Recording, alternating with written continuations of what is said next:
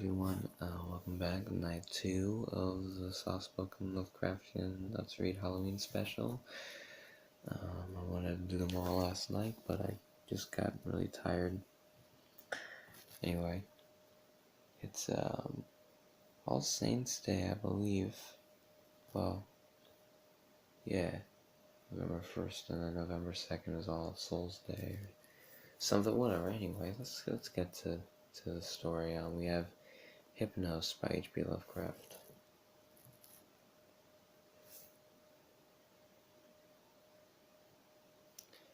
May the merciful gods, if indeed there be such, guard those hours when no power of the will or drug that the cunning of man devises can keep me from the chasm of sleep. Death is merciful, for there is no return therefrom, but with him who has come back out of the nethermost chambers of night, haggard and knowing, peace rests nevermore. Fool that I was to plunge with such unsanctioned frequency into mysteries no man was meant to penetrate. Fool or god that he was, my only friend, who led me and went before me, and who, in the end, passed into terrors which may yet be mine. We met, I recall, in a railway station, where he was the center of a crowd of the vulgarly curious. He was unconscious, having fallen in a kind of convulsion which imparted to his slight black-clad body a strange rigidity. I think he was then approaching 40 years of age, for there were deep lines in the face, wan and yet hollow-cheeked, but oval and actually beautiful, and touches of gray in the thick waving hair and small full beard, which had once been of the deepest raven black. His brow was white as the marble of Pentungilus, and of a height and breadth almost godlike. I said to myself, with all the ardor of a sculptor, that this man was a fawn statue out of antique Hellas, dug from a temple's ruins and brought somehow to life in our stifling age, only to feel the chill and pressure of devastating years. And when he opened his immersive, sunken, and wildly luminous black eyes, I knew he would be thenceforth my only friend, the only friend of one who had never possessed a friend before, for I saw that such eyes may have looked fully upon the grandeur and the terror of realms beyond normal consciousness and reality, realms which I had cherished in fancy, but vainly sought. So as I drove the crowd away, I told him he must come home with me and be my teacher and leader in unfathomed mysteries, and he assented without speaking a word. Afterward I found that his voice was music, the music of deep voices and of crystalline spheres. We talked over in the night and in the day, when I chiseled busts of him and carved miniature heads in ivory to immortalize his different expressions. Of our studies it is impossible to speak, since they held so slight a connection with anything of the world as living men conceive it. They were of that vaster and more appalling universe of dim entity and consciousness, which lies deeper than matter, time, and space, and whose existence we suspect only in certain forms of sleep.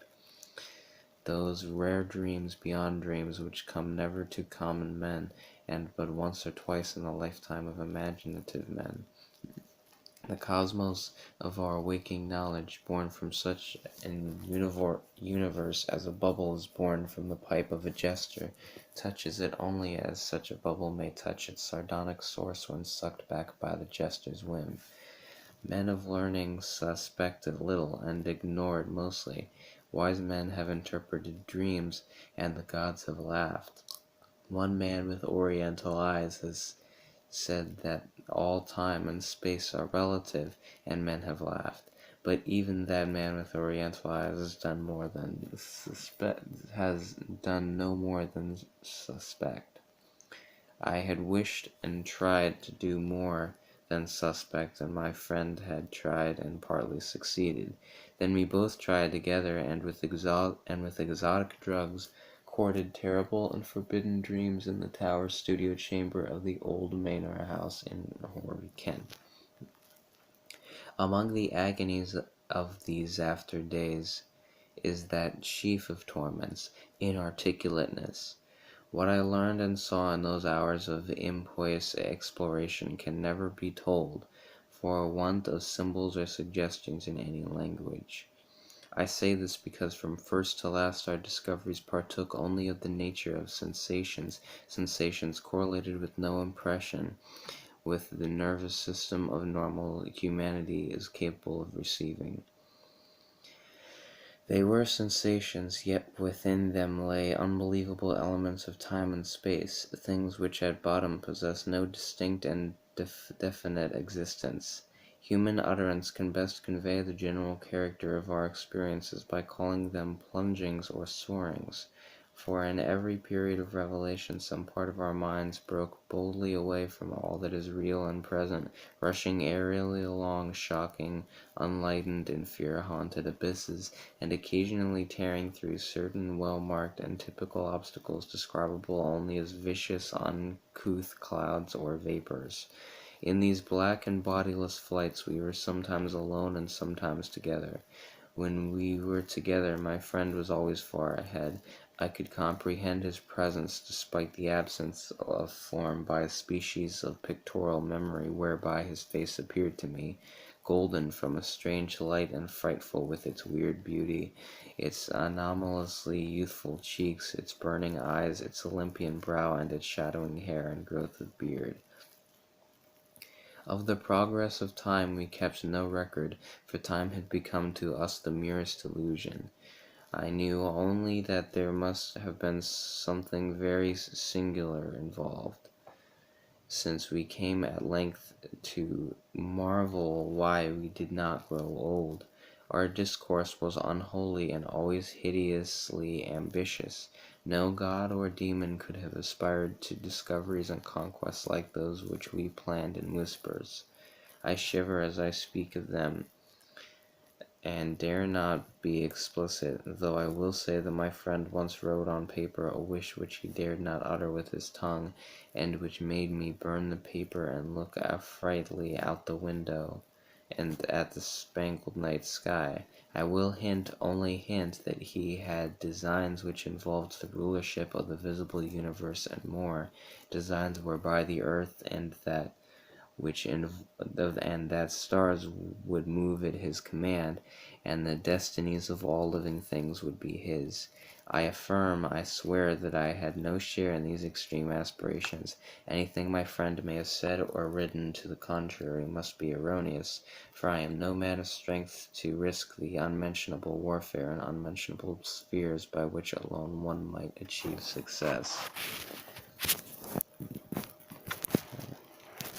There was a night when winds from unknown spaces whirled us irresistibly into limitless vacua beyond all thought and entity. Perceptions of the most maddeningly untransmissible sort thronged upon us, perceptions of infinity which at the time convulsed us with joy, yet which are now partly lost to my memory and partly incapable of presentation to others. Vicious obstacles were clawed through in rapid succession, and at length I felt that we had been borne to realms of greater remoteness than any we had previously known. My friend was vastly in advance as we plunged into this awesome ocean of virgin ether, and I could see the sinister exultation of his floating, luminous, too youthful memory face. Suddenly that face became dim and quickly disappeared, and in a brief space I found myself projected against an obstacle which I could not penetrate. It was like the others, yet incalculably denser, a sticky, clammy mass, if such terms can be applied to anomalous qualities in a non-material sphere. I felt, been halted by a barrier which my friend and leader had successfully passed. Struggling anew, I came to the end of the drug dream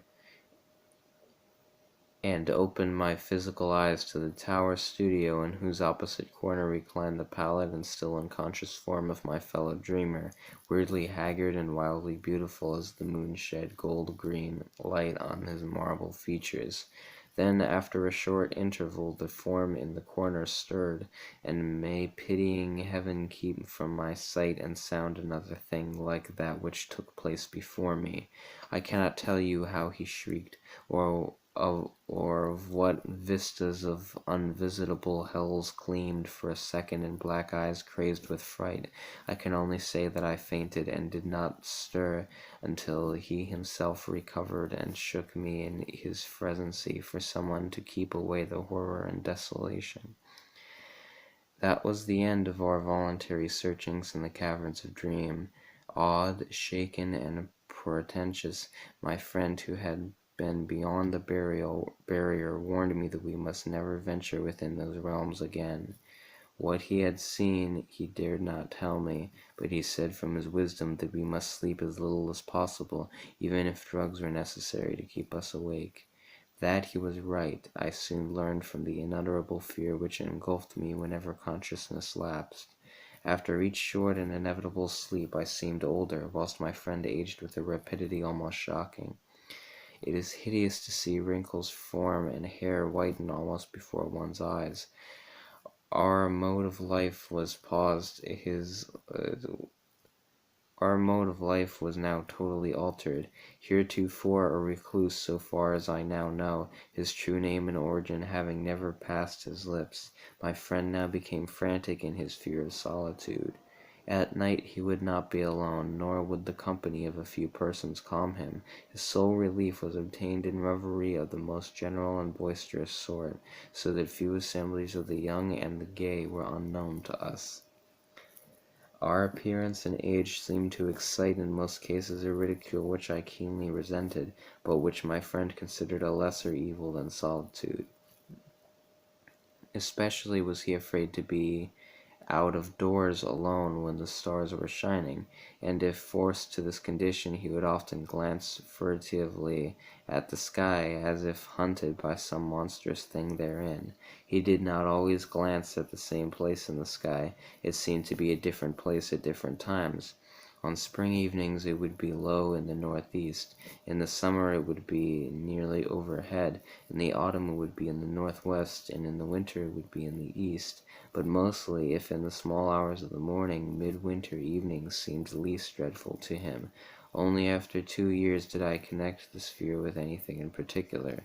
But then I began to see that he must be looking at a special spot in the celestial vault whose position at different times corresponded to the direction of his glance, a spot roughly marked by the constellation Corona Borealis.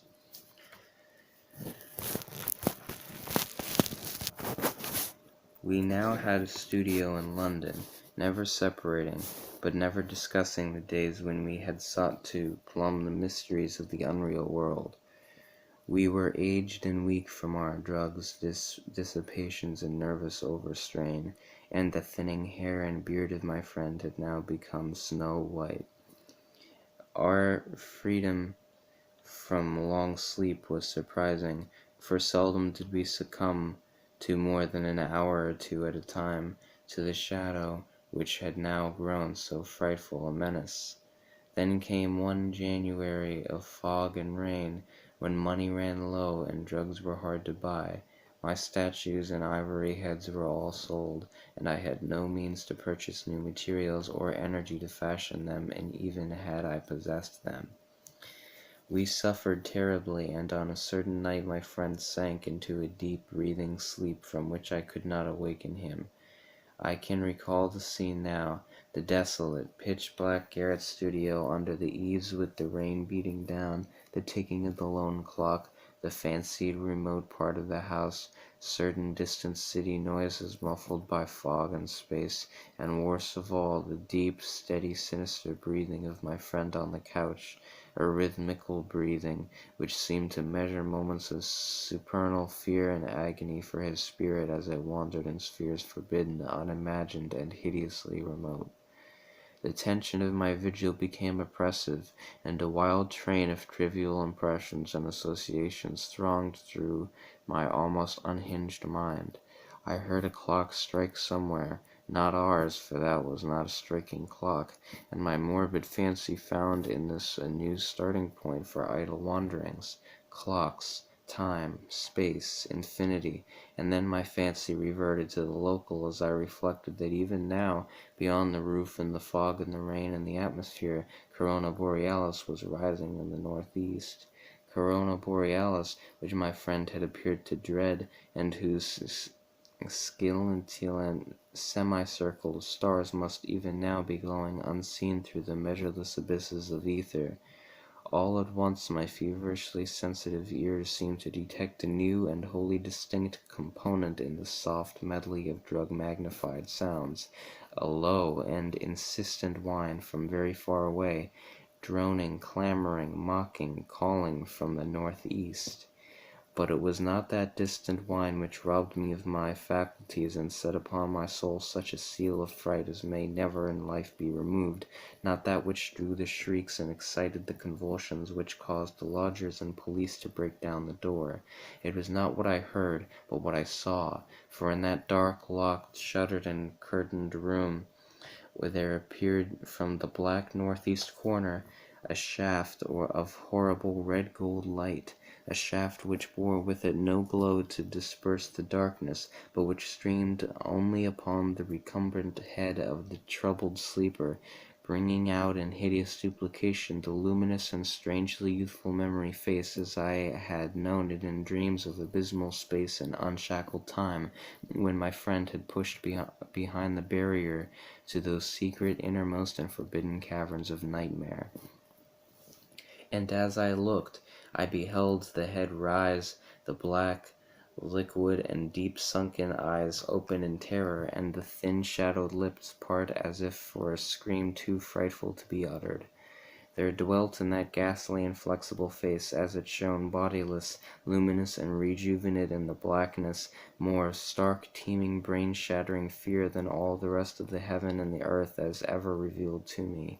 No word was spoken amidst the distant sound that grew nearer and nearer, but as I followed the memory's face mad stare along that cursed shaft of light to its source, the source whence also the whining came, I too saw for an instant what it saw, and fell with ringing ears in the fit of shrieking and epilepsy which brought the lodgers and the police.